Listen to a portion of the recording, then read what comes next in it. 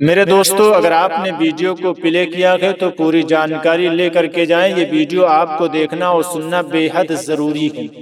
میرے دوستو، ایک حدیث پاک جو ہے مفتی غلام جیلانی ازہری صاحب پڑھتے ہیں تو محمد احمد نقشبندی جو ہے اس کے جواب میں کیا کہتے ہیں، اور پھر مفتی غلام جیلانی ازہری کو احمق، بیوقوف اور نہ جانے کس کس چیزوں سے وہ نوازتے ہیں۔ پوری ویڈیو آپ سن کر کے اور دیکھ کر کے جائیے گا۔ السلام علیکم ورحمۃ اللہ تعالی وبرکاتہ۔ امید ہے کہ آپ حضرات خیریت سے ہوں گے۔ دعا ہے کہ اللہ تبارک و تعالی آپ کو شاد و آباد رکھے۔ یہ جو اسکرین پر ویڈیو اور آڈیو ہے اسے آپ سن کر کے جانا۔ مفتی غلام جیلانی ازہری نے حدیث پاک پڑھی اور جو ہے اس کا ترجمہ بتایا، تو مولانا احمد نقشبندی نے جو جواب دیا ہے وہ آپ سن کر کے جانا۔ میں آپ کو پہلے ویڈیو دکھاؤں گا، اس کے بعد بات کروں گا۔ سب سے پہلے اگر آپ نے چینل کو سبسکرائب نہیں کیا ہے تو چینل کو سبسکرائب کر دیں، ہم سے جڑ جائیں، اور اس لیے کہ ایسی خبریں، ایسی چیزیں میں آپ تک پہنچانے کی کوشش کرتا ہوں۔ آئیے سب سے پہلے اس ویڈیو آڈیو کو سنتے ہیں، اس کے بعد ہم آپ سے مخاطب ہو کے بات کرتے ہیں۔ آپ ہماری بات کو بھی ضرور سن کر کے جانا۔ پہلے آپ اس ویڈیو کو دیکھیں۔ مفتی سنگ کل ایک چندی چور یوپی کا ابی عبد الرحمان کو دکھانے لگایا، میں کون ہے ان سے پوچھ لینا ہو، انہوں اچھا پہچانتے اس کو، ان کا جینس جگری ہے ان کا۔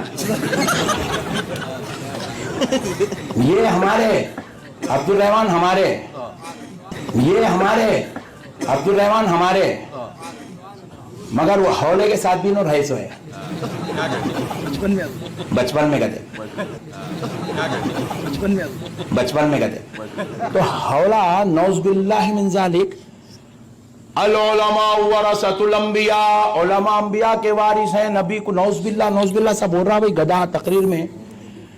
نبی کو معلوم تھا نبی کی اولاد حق پہ نہیں رہیں گی، گمراہ ہوں گی، اس لیے جو ہے علماء کو انبیاء کا وارث قرار دیے، اپنی آل کو انبیاء کا وارث نہیں بولے۔ ارے بے وقوف گدھے، انبیاء علماء کو انبیاء کا وارث بولے، اپنی نسل کو اپنا وارث بولے۔ یہ وارث انبیاء نہیں، وارث محمد الرسول اللہ۔ مفتی ہے بے، تیری لعنت ہے تیری مفتی ہونے پہ، تو جہنم کا کتا ہے۔ بسم اللہ الرحمن الرحیم۔ حیدرآباد کا ایک احمق نوٹنکی ہے جو جہالت بھری خطابت کرتا، باتیں کرتا، علماء اربعہ کی تکفیر نہیں کرتا، جس پر اعلیٰ حضرت نے استفتاء کیا تھا، یعنی اشرف علی تھانوی، رشید احمد گنگوئی، قاسم نانوتوی، خلیل احمد امبیٹوی، حسام الحرمین پہ تائید نہیں کرتا۔ یہ مردود سنیوں میں سنی ہو جاتا، رافضیوں میں رافضیوں کا لیڈر بن جاتا۔ اس طرح روزی روٹی چلتی ہے اس کی۔ یہ کامیڈی بھی کرتا ہے۔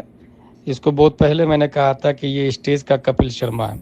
ابھی حال ہی میں مجھ پر تبصرہ کرتے ہوئے اس نے یہ کہا کہ العلماء ورثۃ الانبیاء، یہ علماء کے لیے آیا اور نبی کے لیے، نبی نے اپنی اولاد کو اپنا وارث کہا۔ اور میں اس جاہل خطیب سے پوچھنا چاہتا ہوں کہ یہ کس جگہ کہا؟ وہ کہ تیرے باپ دادا نے سنی، کس نے سنا؟ کسی کتاب میں تو ہونا چاہیے نا، بخاری میں، مسلم میں، مسند احمد بن حنبل میں، کسی کتاب میں تو بتاؤ کہ نبی نے اپنی اولاد کو اپنا وارث کہا ہو۔ بلکہ باضابطہ میں تم کو ایک حدیث بتاتا ہوں، یہ حدیث بخاری شریف میں بھی ہے اور مسلم شریف میں بھی ہے۔ نحن الانبیاء لا نورث ما ترکنا صدقہ، ہم انبیاء کی میراث تقسیم نہیں کی جاتی، ہم جو کچھ چھوڑتے ہیں وہ صدقہ ہوتا ہے۔ ابے جاہل، حدیث شریف پڑھے گا تب نہ کچھ سمجھ میں آئے گا۔ تم کو اتنا بھی شعور نہیں ہے کہ علماء علماء ہوتے ہیں۔ اور میں نے اسی تقریر میں یہ کہا تھا اگر سید عالم ہو تو، اس تقریر میں نہیں دوسری جگہ میں نے کہا تھا، بعد میں وضاحت میں میں نے بیان بھی کی تھی، بیان کیا تھا کہ سید عالم ہو تو ڈبل قابل تعظیم ہے۔ اب تو کہاں سے یہ نیا صغرا کبرا پھر کر رہا ہے اور حضور صلی اللہ علیہ وسلم پر بہتان تراشی کر رہا؟ یہ ایک بھی حدیث بتا دو جس میں یہ آیا ہو کہ نبی نے یہ فرمایا میری اولاد میرے وارث ہیں۔ اپنی طرف سے حدیثیں گڑتا ہے۔ تم جیسا، تم سے بڑا جہنمی کون ہوگا جس کے بارے میں حدیث شریف میں آیا من کذب علی متعمدا فلیتبوأ مقعدہ من النار، جس نے قصدن مجھ پہ جھوٹ باندھا وہ اپنا ٹھکانہ جہنم میں ڈھونڈ لے۔ اب جو حدیث نہیں ہے تو حدیث کہہ کے پیش کر رہا، یہ اس سے یہی تو جھوٹ ہے۔ اور بتا اس سے بڑا الزام تو اور نبی پر کیا لگا سکتا ہے؟ اور تم جیسے آدمی سے یہی امید ہے کہ جس کا ایمان نہیں ہوگا وہی حضور صلی اللہ علیہ وسلم پر الزام تراشی کرے گا۔ الحمدللہ ہم لوگ کا عقیدہ ہے انہیں جانا انہیں مانا، نہ رکھا غیر سے کام، للہ الحمد میں دنیا سے مسلمان گیا۔ رہے صحابہ اور اہل بیت تو تمہاری طرح ہم صحابہ کرام کی توہین نہیں کرتے، امیر معاویہ کو جہنمی نہیں کہتے، تم جیسے رافضی کتوں کی طرح حضرت ابو بکر کی تکفیر نہیں کرتے، ابو بکر و عمر کا نام کتے کا نام نہیں رکھتے ہیں ابو بکر و عمر کے نام پر۔ الحمدللہ ہم لوگ کا عقیدہ یہ ہے روئے زمین پر سب سے افضل نبیوں کے بعد حضرت ابو بکر صدیق ہے، ان کے بعد عمر فاروق اعظم، ان کے بعد حضرت عثمان غنی، اور ان کے بعد پوری دنیا میں سب سے افضل مولا علی شیر خدا حیدر کرار، جن کے بارے میں ہمارے اعلیٰ حضرت نے کہا شیر شمشیر زن شاہ خیبر شکن پرتب دست قدرت پہ لاکھوں سلام۔